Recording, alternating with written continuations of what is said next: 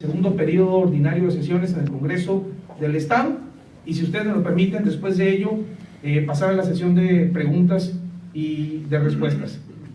Sin más, le cedería el uso de la voz al diputado Alejandro Rey, coordinador del Grupo Parlamentario del PRI en el Congreso del Estado. Muchas gracias. Muchas gracias, presidente, y muchas gracias a todos los compañeros de los medios de comunicación que atienden esta convocatoria.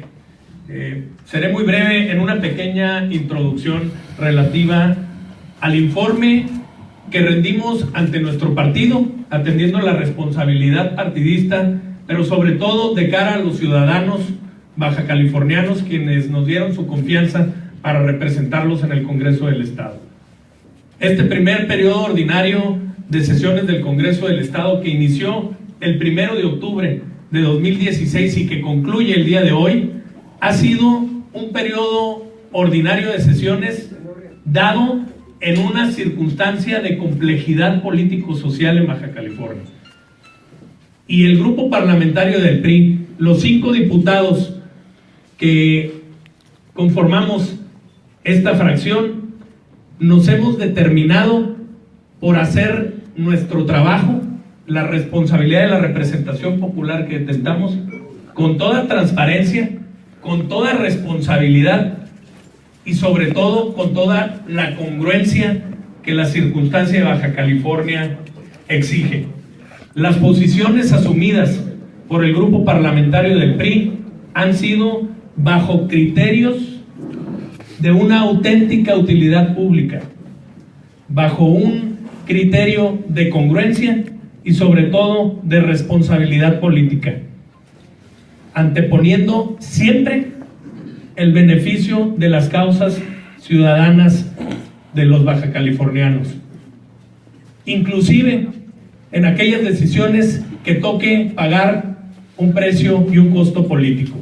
Hoy la ciudadanía está harta de posiciones, está exigiendo acciones y son las que les daré cuenta, las llevadas a cabo por los diputados del PRI en el Congreso de Baja California en estos primeros 4 meses, en una coyuntura de gran complejidad social, política, que nos exige dar la cara, anteponiendo siempre los principios y las exigencias ciudadanas, dar un panorama de respuesta a partir de las acciones y no nada más de las posiciones y de las posturas. Empezaré con un tema, hago un recuento temático que lo distribuimos en 6 apartados. El primero de ellos que tiene que ver con un tema que fue de todos los, donde el grupo parlamentario del PRI dio un paso adelante y emprendió la defensa del patrimonio y de la economía de nuestra máxima casa de estudios. ¿En qué contexto se da el respaldo de los diputados del PRI hacia la Universidad Autónoma? En un contexto donde el gobierno del Estado venía de incumplir de 2013 a 2016 con su obligación de pago o de contribución, de aportación a lo que le correspondía en un acuerdo entre la Secretaría de Educación Pública Federal, el gobierno del Estado y la propia Universidad Autónoma de Baja California. Un adeudo que superaba los 476 millones de pesos, constituido de 2014 a 2016. El gobierno de Kiko Vega tiene la responsabilidad histórica convenida del 45% de la aportación y el 55% restante de la Secretaría de Educación Pública, que venía pagando de manera puntual. ¿Qué acciones tuvimos a bien para lograr lo que hoy es una realidad? Que se salvaguardaron los intereses del patrimonio de la UABC. Citamos al gobernador del Estado a fin de que compareciera ante el Congreso del Estado para informar las razones por las cuales se había incumplido con su obligación. Convocatoria que fue impedida gracias a la mayoría de los votos del Partido Acción Nacional. La segunda acción fue exhortar al secretario de Finanzas para que contemplara en el presupuesto 2017 un aumento de las participaciones estatales y que garantizara el adeudo de los 476 millones. Esto para el presupuesto 2017. Mismas medidas que fueron anunciadas por parte del gobierno estatal semanas posteriores, derivado de la fuerte tensión y exigencia social sumadas a las posturas y a las exigencias del PRI en el Congreso del Estado. Adicionalmente, se cuestionó enérgicamente al secretario de Educación Pública en el Estado en el momento de su comparecencia ante el Congreso sobre los efectos de falta de pago a la UABC por parte del gobierno estatal, y donde por primera vez en esa comparecencia y por el dicho y confesión del propio secretario de Educación quedó claro y reconocido que la falta de pago en la que estaba incurriendo el gobierno estatal ponía en riesgo, en caso de no llevarse a cabo, la viabilidad financiera de la UABC en sus proyectos y sus programas académicos, ponía en riesgo el recorte de personal educativo, académico y administrativo. Un reconocimiento de que dicha situación colapsaría a la UABC. Afortunadamente alzamos la voz con posicionamientos muy claros y con propuestas muy firmes. Afortunado fue que fue tomado por la comunidad estudiantil y diversos organismos de la sociedad civil la voz del PRI en el Congreso del Estado para llegar a buen puerto y salvaguardar las finanzas de nuestra máxima casa de estudios. Por otro lado, en mi carácter de presidente de la Junta de Coordinación Política, como coordinador de los diputados del PRI en el Congreso del Estado, emprendimos desde el año pasado, al inicio de esta legislatura, una política de austeridad en el Congreso del Estado, en el Poder Legislativo, que significó que para enero de 2017 hayamos logrado, a partir de octubre, noviembre y diciembre de 2016, un ahorro que alcanza casi los 145 millones de pesos con relación al presupuesto que venía ejerciendo la anterior legislatura. Pero ese ahorro, ¿qué tan grande o qué tan corto se queda? Es un primer paso, un paso muy importante que significa el 19.5% de ahorro del presupuesto, de recorte al presupuesto del Congreso del Estado. Estas medidas de austeridad que hoy exige la ciudadanía y que con las manifestaciones, las cuales hemos aplaudido en todo momento de los ciudadanos, nosotros las emprendimos en el seno de la Junta de Coordinación Política, y debo de celebrar que en ese esfuerzo se sumaron todos los partidos ahí representados, anteponiéndonos y dando un paso hacia adelante a las exigencias sociales. No es suficiente, sin embargo es un gran paso hablar de casi un 20% de recorte de presupuesto, que no solamente será un ahorro, sino será recursos que serán destinados por acuerdo de la propia Junta de Coordinación Política a programas de salud y de educación en Baja California. Nosotros, como grupo parlamentario del PRI, lo dijimos desde el primer día: vamos por un recorte y un ajuste parejo de los presupuestos, no solamente en el legislativo. Estamos esperando que el ejecutivo haga lo propio y que el judicial haga lo conducente. Si cada uno de los poderes, incluidos los gobiernos municipales, obtuviera un ajuste de la misma proporción que la que logramos en el Congreso del Estado, es decir, el 19.5%, estaríamos teniendo una bolsa lo suficientemente robusta como para hacer frente a cualquier contingencia y a cualquier exigencia ciudadana. Yo dejaría por el momento en estos dos temas y le pediría a continuación al diputado Marco Antonio Corona que nos establezca el informe relativo al fortalecimiento de la división de poderes.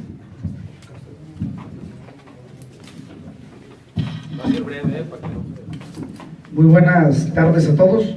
Da mucho gusto saludar a los medios de comunicación en esta ciudad de Tijuana. Saludo con respeto a la mesa, a mis compañeros, al presidente del partido, a los diputados. Como lo venía comentando nuestro coordinador de la fracción, hemos trabajado muy fuerte en el fortalecimiento de la división de poderes. Creemos que debemos de tener un Estado democrático y más justo, sobre todo buscando el equilibrio de los poderes. Por lo tanto, el grupo parlamentario del Partido Revolucionario Institucional tuvo como prioridad impulsar leyes y reformas que fortalecieran los contrapesos políticos, jurídicos, para con ello alcanzar un Estado más justo, más libre y con enfoque, sobre todo cercano a los ciudadanos. Por eso presentamos en tiempo y forma la Ley de Disciplina Financiera para el Estado y para los municipios, con el objeto al manejo responsable y eficiente de los recursos públicos. Pero también presentamos la iniciativa para reformar la Constitución Política del Estado Libre y Soberano de Baja California para establecer que los presupuestos sean aprobados por la mayoría calificada y no por una mayoría simple, como se cuenta hoy en día. Presentamos también la iniciativa para reformar la Constitución Política del Estado Libre y Soberano para que los exhortos sean obligatorios. Hoy en día se presentan y no hay un seguimiento como tal.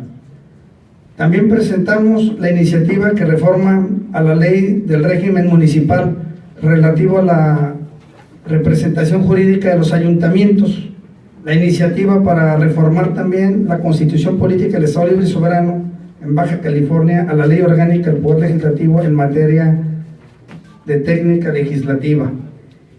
El acuerdo de la Junta de Coordinación Política, donde se acuerda la comparecencia del presidente del Tribunal Superior de Justicia del Estado. Esas son algunas de las acciones con las que hemos venido trabajando, sobre todo para darle el fortalecimiento a la división de los poderes. Yo aquí le cedería el uso de la voz a mi compañero para que podamos seguir con este trabajo. A continuación le cedo el uso de la voz al diputado Bernardo Padilla, quien informará respecto de las medidas de la postura de no a la ley de aguas para el estado de Baja California fijada por el Partido Revolucionario Institucional en el Congreso del Estado. Le pediría a mis compañeros que podamos ser breves y muy puntuales en atención a los tiempos de los compañeros de los medios de comunicación. Buenas tardes a todos los compañeros de los medios que nos acompañan. Como comenta el coordinador, seré breve y en la parte de preguntas y respuestas podremos aclarar cualquier parte. Desde el primer momento que se presenta a mediados de diciembre la ley de aguas, fue la postura del Partido Revolucionario a una negativa total a la privatización y concesión del servicio hacia el público, hacia el servidor, hacia el ciudadano común. Fue una postura muy clara durante esa acalorada sesión de poco más de 19 horas y fue el partido quien presentó la primera iniciativa ante la Junta de Coordinación Política, ante el Pleno del Congreso, para darle marcha atrás. Y en un acuerdo de civilidad política, en un acuerdo donde participaron, y cabe aclarar, todos los partidos políticos y de manera unánime, se abrogó la ley de aguas en Baja California. La ley de aguas, como atinadamente lo han cubierto todos los compañeros de los medios, tenía un objetivo privatizador. Y ahora, en las últimas semanas, se ha dado un elemento de que dejar en incertidumbre o la inquietud ante la ciudadanía respecto a las subsecuentes figuras jurídicas que pudiesen derivar de la ley de aguas.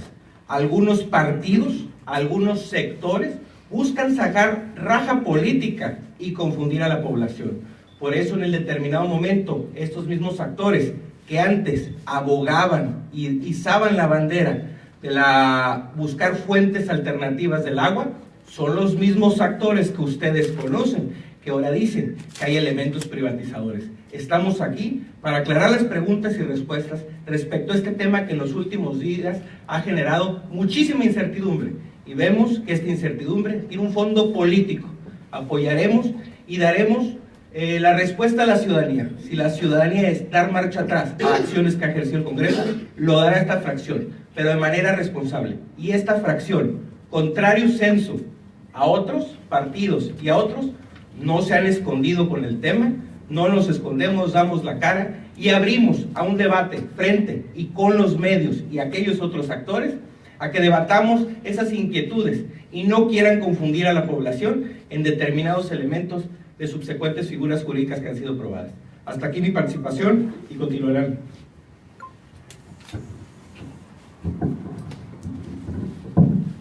Como penúltimo tema de este informe del primer periodo ordinario, cedo el uso de la voz al diputado Benjamín Gómez para fijar el informe relativo a la defensa de la educación, así como de los pensionados y jubilados por parte de Iztecali. Muchas gracias, coordinador. Muy buenas tardes a los amigos de los medios de comunicación.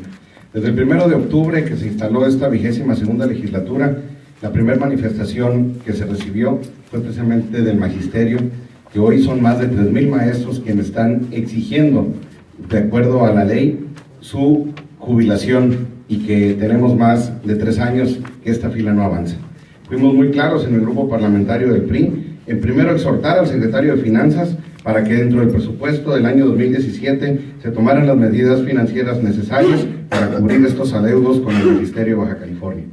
El acuerdo de la Junta de Coordinación Política relativo a las propuestas presentadas por los maestros en el tema de jubilaciones y pensiones, y asimismo se autorizó la auditoría Iztecali, la cual estamos en espera de que la Comisión de Fiscalización le dé entrada ya y dé inicio esta auditoría de los últimos 5 periodos de administración de Iztecali.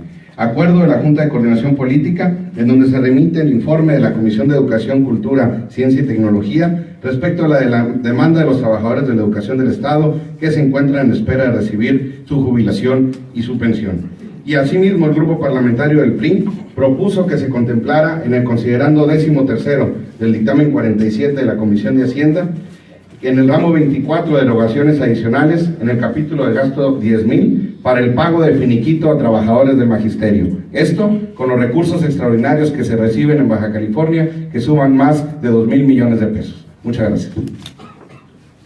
Por último, cedo el uso de la voz a mi compañera Blanca Patricia Ríos para informar, respecto de la postura del grupo parlamentario del PRI en el Congreso del Estado relativo a la no alza de impuestos estatales y municipales. Buenas tardes a los medios de comunicación.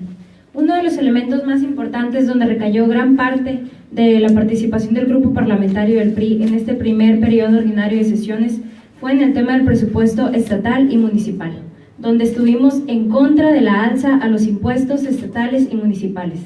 Esto en congruencia a que la sociedad exige que sus representantes actúen de manera responsable y congruente a las necesidades que ellos tienen y ante todas las circunstancias que estamos viviendo en materia mundial, local y nacional. Es por eso que el grupo parlamentario se pronunció en contra de cualquier alza a los impuestos en cualquiera de los municipios, principalmente en el tema del predial y en otros rubros que también aumentaban servicios como fue el agua. Es por eso que nosotros votamos en contra de la ley de ingresos y las tablas de valores catastrales de los ayuntamientos que presentaban una alza a los impuestos. Esto en congruencia y en favor de las familias de Baja California. Gracias. Sin más preámbulo, daríamos el espacio para las inquietudes y preguntas que tengan a bien hacernos. Estamos atentos a ello. Muy bien, compañeros, hay un orden. Primero Joe Ibarra de Síntesis. Sí. ¿Dónde por aquí? ¿No? Bueno, continuamos con Nadine Corpus de Reforma. Buenos días. Dirigente, ¿alguna postura sobre, en concreto, esta empresa de Mexicali Constellation Brands, por un lado, y por otro, el famoso dictamen 62 de la ley de asociaciones públicas privadas para el coordinador? ¿Piensan también intentar, por lo menos analizarlo? Serían esas dos. Sí, en cuanto a el acueducto, el grupo parlamentario del PRI en su momento lo expresó en el Congreso del Estado, lo votó en contra, y si usted me lo permite, como bien lo hizo en su exposición el diputado Bernardo Padilla, sobre este dictamen 62 y sobre el mismo tema, le solicitaría yo ampliar al respecto. En base a la pregunta de la compañera, como atinadamente se han hecho en las anteriores ocasiones o en la última sesión del Congreso, si es un reclamo del pueblo y hay las circunstancias para dar reversa a un tema, estaremos en condiciones. pero sí cabe aclarar que el dictamen 62, derivado del decreto 57, tiene más aristas de lo que han querido, y le ponemos nombre y apellido, decir algunos actores y algunos partidos políticos, confundir a la sociedad. Hay que actuar con responsabilidad desde el momento que votamos. Nunca nos confundimos ni erramos en la manera que votamos, pero sí podemos aceptar la circunstancia que hay un reclamo de la sociedad. Quiero aclarar esta parte. La ley de asociaciones público-privadas fue aprobada el 10 de julio del 2014 por 23 diputados de la anterior legislatura. Ahí muchos medios de comunicación, todos los organismos empresariales respaldaron y dieron un cheque en blanco al señor gobernador y al comité técnico que viene sustentado en el artículo 7 de la ley de APP para que hicieran y dispusieran las medidas necesarias para que en una coinversión pública-privada se pudiesen dar diferentes modelos en el estado de Baja California como se han dado en la República. Posteriormente fue un tema que trajo el diputado federal Jaime Bonilla, la necesidad de una desalinizadora en San Quintín y en Rosarito, mismo que fue reportado por La Jornada, periódico El Financiero a nivel nacional y muchos medios locales. Tijuana, y lo dijimos desde la lucha en contra de la ley del agua, fuimos muy claros. Estamos en contra de la privatización, no estamos en contra de la desalinizadora y la necesidad que hay en Tijuana, que es real del agua. Llevamos 2 o 3 años escuchando por muchos actores, por los especialistas en el agua, el tema de la necesidad o de tener nuevas fuentes de abastecimiento de agua. Asimismo, y cabe aclarar, el 15 de junio del 2016, todavía no éramos diputados, el comité técnico autorizó, avaló y dio la adjudicación de una APP a la empresa de la desalinizadora de Rosarito y de San Quintín. Y todos ustedes, y no me dejará mentir el compañero Regui, conocen la situación del agua en Valle de Guadalupe, el problema del agua en Ensenada y el problema de agua en San Quintín, que fue uno de los detonantes del estallido social en San Quintín. Ojo, por eso lo dije desde el principio, actuamos de manera responsable y aquellos actores que ustedes saben quieren sacar raja política de esto, lo seguirán haciendo, pero nosotros sí damos la cara y no escondemos a través de mesas de referéndum, posicionamientos para adquirir nuevos miembros a los partidos o aprovechar los movimientos sociales que tienen un sustento real ante la sociedad. Este 15 de junio fue autorizado y avalada la concesión de la desalinizadora en Rosarito por el Observatorio Ciudadano Baja California, OBSERVC, el mismo observatorio que con lupa revisa el Congreso y que a veces no revisa con esa misma lupa el Ejecutivo. Eduardo Martínez Palomera firmó y avaló la adjudicación de la desalinizadora en Rosarito. En ningún momento los 21 diputados que aprobaron y votaron esa noche a las 4:30 de la mañana, avalaron o dieron la concesión. Se dio la autorización del periodo para que cumplan los pagos, porque derivado de una obligación previamente contratada por el comité técnico, que en el artículo 7, y los que han hecho un gran periodismo de investigación en Baja California, sustenta y le pone nombre y apellido los actores que autorizaron. Y ahí en ese dictamen del 15 de junio tendrán ustedes, los compañeros de los medios, la sociedad y aquellos otros partidos que ahora ponen en tela de juicio una decisión votada esa noche y puedan ustedes tomar una propia decisión. Esperamos que se abra el debate, un debate sano, un debate fructífero, y que entremos en un franco diálogo, como siempre dice nuestro secretario general de gobierno, Francisco Rueda. Franco diálogo con los actores, con todos aquellos, pero no con los que quieren confundir a la sociedad que le dimos un cheque en blanco. El cheque en blanco no se lo dio este Congreso, se lo dio la ley de APPs autorizadas en el 2014 por todos los partidos políticos, mismos anteriores diputados que recientemente salen y dicen que estuvo mal dada la concesión. Ellos otorgaron el cheque blanco al Ejecutivo. Y lo dijo esta fracción, lo dijo nuestro presidente del partido desde el primer día. Es la importancia de que el órgano de fiscalización, el ORFIS, no esté en manos del mismo partido, para poder revisar si se hayan dado o no las cosas de las maneras que marca la ley. Y si los patrimonios de los ciudadanos que estriban en el presupuesto de egresos de Baja California esté bien ejecutado. Esa parte podremos entrar como Congreso. Nadie fue sorprendido, nosotros no nos escondemos como fracción y damos la cara ante la sociedad con un debate real, pero de ideas, y que no quieren confundir, porque no solo en ese decreto se habla de la desalinizadora. Ustedes han sido testigos de la falta de elementos y herramientas que tiene el Hospital General. Se le da la opción al Hospital Materno Infantil para quitarle una carga de hasta un 40% de trabajo al Hospital General, porque eso sí, en campaña todos los actores, incluyendo el nuestro, hizo la bandera de la necesidad de un hospital general en la zona este, presupuesto que no existe. Se tienen que buscar figuras alternativas de financiamiento para lograr los proyectos que tanto necesita Baja California. Por eso, también como ustedes mismos compañeros en algún momento nos entrevistaron y nos preguntaban, ¿el PRI va a decir no a todo? No, no vamos a ser un partido del no al voto. Vamos a ser un partido responsable con nuestro voto, pero dando la cara. Y por eso seguimos abiertos a cualquier otra pregunta para aclarar, y así mismo invitamos un debate a todos los partidos políticos que hoy quieren sacar raja y tabla de esto, que entremos, platiquemos el tema del dictamen, porque hay más temas. Está la implementación del edificio nuevo sistema de justicia penal que todos ustedes conocen, un reclamo de todos los colegios de abogados, un reclamo derivado de una reforma constitucional de hace 3 años. Están dadas medidas y la inversión necesaria para este nuevo edificio.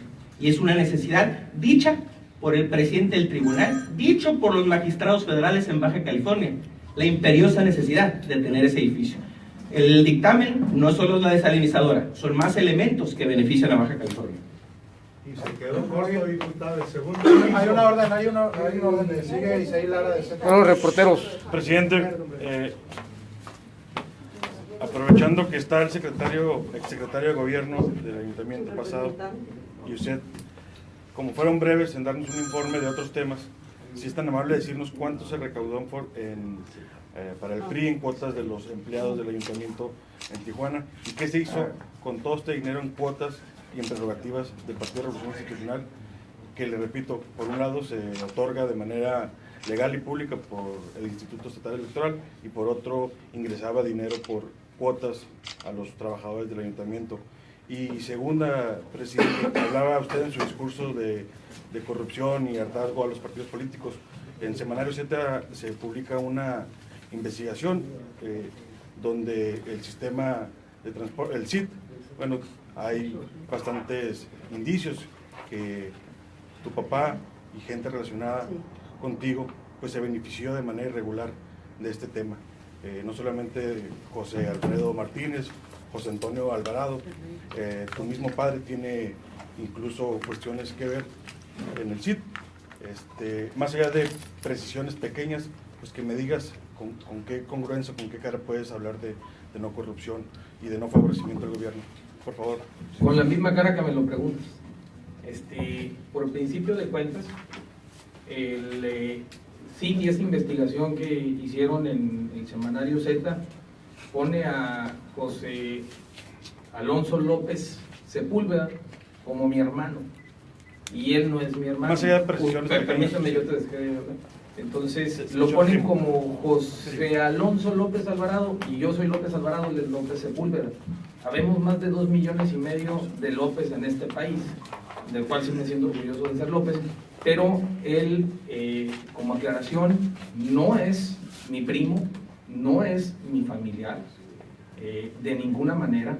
Sí tenemos una gran relación desde hace muchos años, pero creo que ustedes hicieron una mezcla de varios López en esa investigación que no corresponden a mí. Él no es de mi sangre, insisto, no es mi primo, tampoco es mi hermano como lo pusieron ustedes con el mismo apellido. Sí es mi amigo desde hace muchos años, y quiero decirte que él llega a esa dirección por méritos propios de una dirección del SIC que él mismo generó, que él mismo creó y que él mismo procesó en las últimas 2 administraciones públicas. Recordemos que este proyecto del SIC es un proyecto que tiene prácticamente 6 administraciones públicas en Tijuana.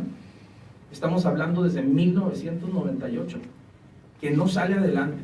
Y una administración ha fallado, y la otra, y la otra, y la otra, y la otra, y la otra, y han gastado y despilfarrado millones y millones de pesos, como ustedes lo han documentado. Incluso varias de las administraciones han salido a las calles y han puesto topes y han construido casetas y han hecho proyectos y más proyectos y más proyectos, y en más de 17 años, en casi 20 años, no había logrado salir adelante este proyecto. Y yo, la verdad, lo felicito a él por ese trabajo que llevó a cabo. No quiero meterme en mayores polémicas, pero realmente creo que es un proyecto que era muy difícil de sacar adelante. Él tiene un gran mérito al lograr formalizarlo y al lograr sacarlo adelante. Y por la otra cuestión, que se hagan las investigaciones necesarias. No tengo nada que esconder ni nada que ocultar al respecto. No participo en absolutamente nada que tenga que ver con el transporte público a manera de sustento personal, pero como presidente del PRI debo decir que el CID es un proyecto que ha beneficiado, que debe de beneficiar más a Tijuana, que es un proyecto que le debe de servir a los tijuanenses, que era necesario para modernizar Tijuana, y que espero que no se politice y que no vaya de PRI a PAN o de PAN a PRI, y que sea solo un proyecto ciudadano que logre salir adelante. De lo contrario, y cualquier investigación, como siempre lo he estado, a favor de que haya transparencia, a favor de que se investigue, a favor de que se llegue a las últimas consecuencias de lo que se tenga que investigar al respecto, y en lo que yo pueda participar para ampliar cualquier información, con gran gusto. Respecto a tu otra pregunta, en cuanto al financiamiento público, nosotros, insisto, lo hemos propuesto, ¿sí?, para quienes lo queremos ver de manera positiva. Hemos propuesto la eliminación de este financiamiento público, que ha sido una vieja demanda de la mayoría de los sectores de la sociedad. Estamos proponiendo que se elimine este financiamiento público para que los impuestos de los bajacalifornianos no terminen más con nosotros, los partidos políticos. Esto es algo que, como bien lo dije hace un momento, si no vienen a arreglar la economía de los bajacalifornianos, porque no significa el gran porcentaje ante el total del presupuesto del Estado, lo que sí viene a aliviar es un sentimiento de indignación que tienen muchos bajacalifornianos, y que no quieren que sus impuestos sigan parando una buena parte para financiar a nosotros, los partidos políticos, sobre todo ante una situación como la que ya todos conocemos, en donde es necesario invertir mucho más en educación, donde es necesario invertir mucho más en salud, en seguridad pública, en otros muchos rubros, para atacar la verdadera pobreza extrema que todavía sigue aquí lacerando en Baja California. Y otro punto que mencionaste dentro de tu misma pregunta era respecto a los recursos que hemos recibido, o que tú dices que hemos recibido del gobierno municipal. Nosotros no hemos recibido más que entre el primero y el segundo mes de enero, si mal, entre enero y febrero del año 2016, y el resto del año no hemos recibido ningún otro recurso público adicional que no fueran los mismos del financiamiento público, mismos que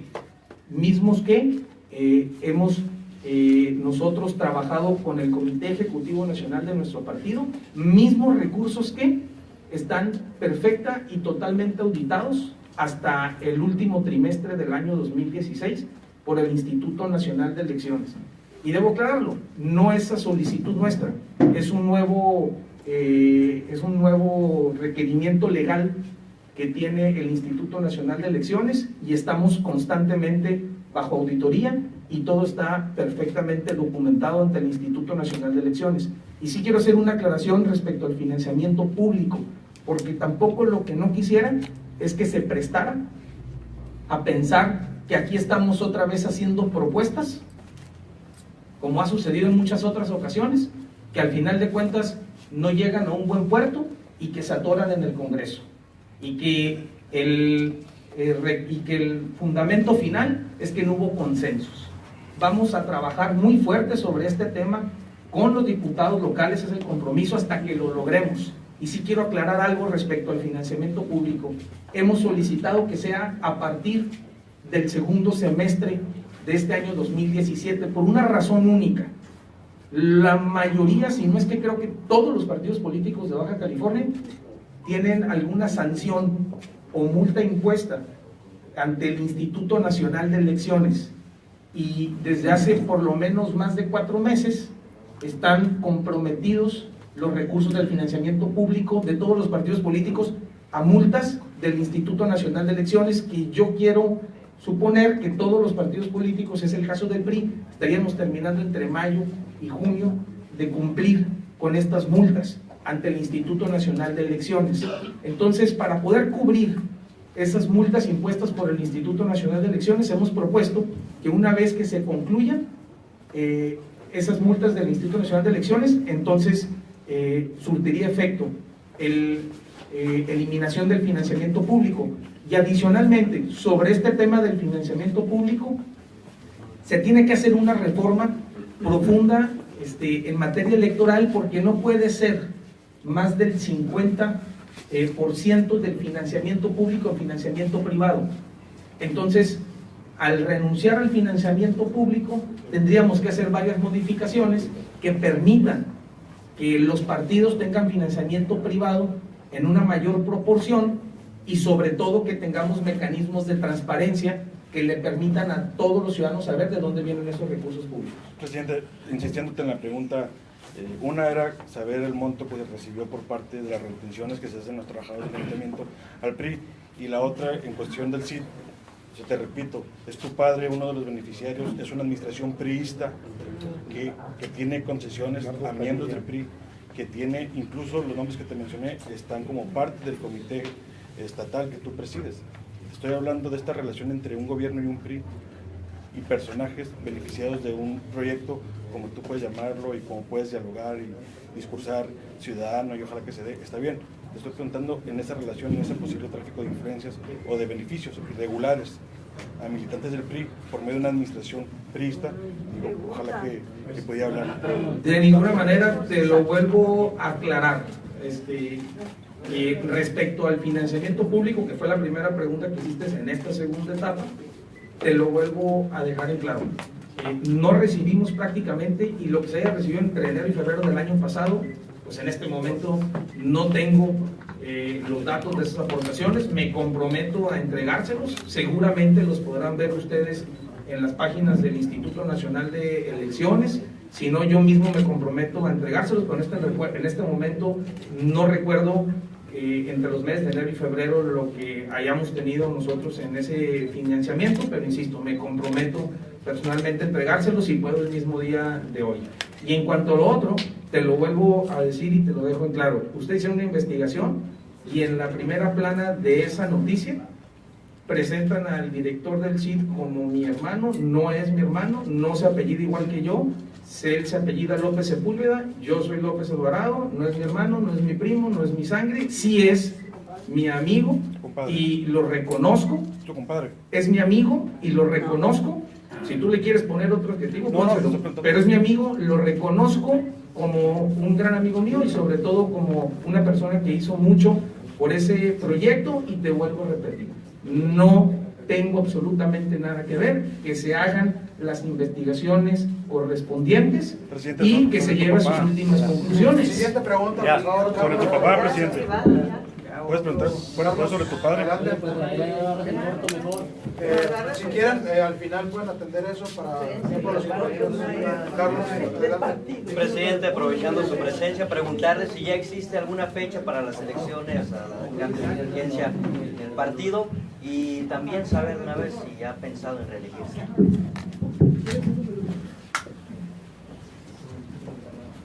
En cuanto a la renovación de la dirigencia del PRI, como ustedes ya lo han conocido y se ha venido ventilando en todos los medios de comunicación, y nosotros lo tenemos con esa claridad, es necesario que el PRI entre en una profunda renovación de sus estructuras, y para ello en las siguientes semanas tendremos convocatoria para renovar los consejos políticos municipales de los 5 municipios de Baja California, que de manera legal,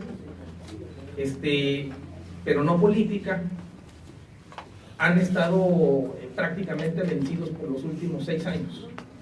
Y digo legal porque se han sustentado siempre con prórrogas ante las comisiones nacionales de procesos internos del Comité Ejecutivo Nacional del PRI, cuidando no se violenten los estatutos del partido.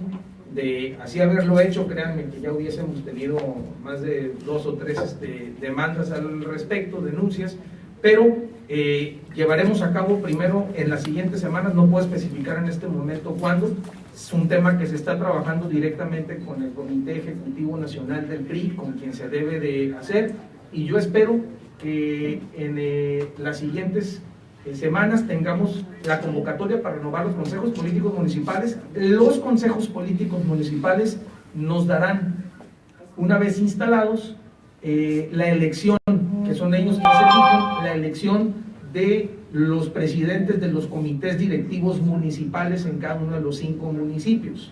Y después de ello estaremos llevando a cabo la renovación de la dirigencia del PRI en el estado de Baja California.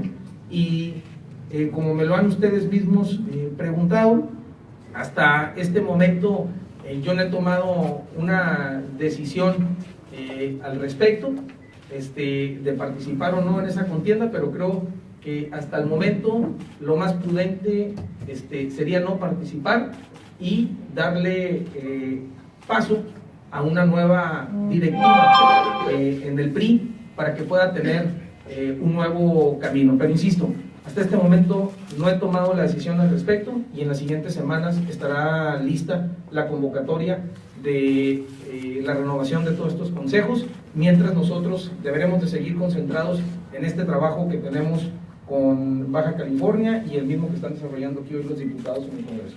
Última pregunta, José Luis Camarillo. No, ya. Bueno, última pregunta, Juan Camarillo. ¡Vámonos! Bien.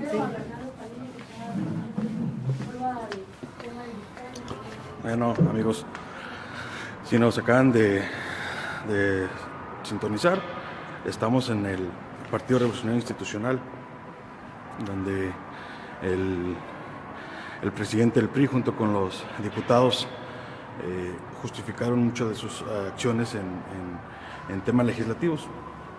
Particularmente yo le pregunté sobre 2 temas. Uno es las aportaciones que se hicieron al PRI a partir de la nómina del ayuntamiento pasado, encabezado por Jorge Esteserán. Ahí estaba el secretario de gobierno quien guardó silencio, es decir, a los empleados, algunos sin avisarles y algunos sin preguntarles si estaban de acuerdo, se les descontó el 5% quincena, catorcena tras catorcena, para parar en las finanzas del Partido Revolucionario Institucional. Le cuestioné esto al presidente del PRI, dijo que no tenía el dato, dijo que no sabía cuánto había sido y que nada más había recibido entre enero y febrero. El otro tema que le pregunté es sobre el Sistema Integral de Transporte de Tijuana, SIT, donde su padre es uno de los beneficiarios de este proyecto, ¿no? Hay personajes que tienen en sus manos el SIT, esto que se le llama la ruta troncal, bueno, hablando más bien de la empresa de empresas, que tienen en sus manos 2 personas. Uno es José Alfredo Martínez, otro es José Antonio Alvarado, los 2 vinculados familiarmente, o él lo dice de manera amistosa con el presidente del PRI, con su papá, y bueno, pues, ustedes lo vieron, ¿no? No quiso contestar cuál era su relación y sus vínculos con estas empresas que fueron otorgadas por la anterior administración de Jorge Esteserán, que fueron, digamos, avaladas entiendo que esto no pasó por Cabildo ni por el Comité de Transporte, Sin embargo, bueno, pues es evidente que el director del CID, el militante de un partido político del propio PRI, pues otorgó y licitó y asignó a estas empresas los contratos que finalmente benefician a los familiares de Cris López Alvarado. Le preguntamos también sobre los recursos públicos, pues ya escucharon su respuesta, ¿no? Están proponiendo, eso es prácticamente absurdo, proponer una disminución al Congreso cuando esto es en materia federal, pero en fin, ellos están proponiendo reducirse o eliminar el presupuesto público de los partidos políticos. Se escuchó una medida interesante, hay que ver qué camino se les da, y evitó responder, ¿no? Justificó más bien que había una imprecisión en un reportaje de Z donde se dice que es su primo, no su hermano, que se dice su primo, y es cierto, no son primos, son compadres. Bueno, y se abocó únicamente a repetir y repetir y repetir que no era su hermano y que no era su primo, ¿no? No quiso admitir también su compadrazgo real, ese sí un poco ya más documentado, sin embargo ya evitó hablar más sobre el tema, no quiso hablar sobre el tema. Ahorita vamos a ver si lo abordamos de nuevo. Ya hay una investigación del CID por esas asignaciones vinculadas al papá de Cris López por medio de una administración priista. A eso hemos venido en parte a cuestionarle. Vamos también a publicar en Semanario Z pues una investigación más profunda de cómo se han otorgado estos contratos a empresas vinculadas al PRI. Yo le pregunté y le cuestioné, hablabas de corrupción, ¿con qué cara puedes venir a hablar de congruencia y corrupción cuando las empresas están vinculadas a familiares de tu papá? Jamás quiso abordar el tema de su padre, sin embargo, bueno, nosotros tenemos documentado en Semanario Z, fue publicado en la edición anterior de cómo se beneficiaron las empresas relacionadas al padre de Cris López en el tema del CIT, en el tema del Sistema Integral de Transporte en Tijuana. Pues bueno, ahí algunos compañeros salieron abogados del PRI, algunos compañeros reporteros que ya no me permitieron seguir cuestionando, ¿no? Porque el presidente del partido evadió las preguntas, ¿no? Una tan particular que era que dos de las personas que tienen que tuvieron en su mano el manejo del CID, los tres son miembros del comité directivo estatal que él mismo dirige, ¿no? Digo, él no quiso abundar sobre conflicto de intereses, él no quiso abundar sobre tráfico de influencias, no quiso hacer mención alguna, pero bueno, nosotros ya documentamos cómo esta empresa que permitió que se creara el ayuntamiento otorgó otros contratos a las empresas que benefician a los vinculados con el papá del dirigente del PRI. Habló de no corrupción y habló del hartazgo que tiene la ciudadanía sobre la clase política, pues bueno, por eso nos atrevimos a preguntarle y por eso venimos a cuestionarle.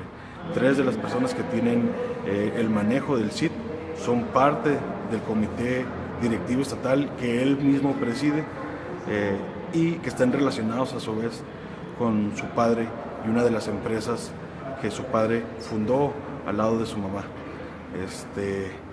Finalmente, pues bueno, hemos venido a preguntarle. Algunos compañeros nos intentaron callar, ¿no? Apelando a que era mucho tiempo el que se estaba dedicando al tema, como si no fuera importante, como si no tuvieran tiempo para esperar lo que es suficiente. Nosotros con paciencia vamos a esperar a que todos los compañeros pregunten lo que tengan que preguntar y vamos a seguirles informando, ¿no? Vamos a intentar abordarlo de nuevo para que se esclarezca o que nos explique, ¿no? Cuáles son las relaciones de su padre con el CID, con las empresas beneficiadas, dadas en una administración priista. Presente ante esas preguntas estuvo el exsecretario de Gobierno, quien prefirió pues ahora sí que quedarse callado. Yo lo mencioné para ver si era posible que él emitiera algún posicionamiento, alguna opinión, pero no fue así. El único que quiso o que pues por alusión propia fue el presidente, quien no respondió realmente de fondo, que es tráfico de influencias, esta asignación de contratos a empresas relacionadas con su padre. Pues bueno, estamos informándolos, les mando un bonito saludo.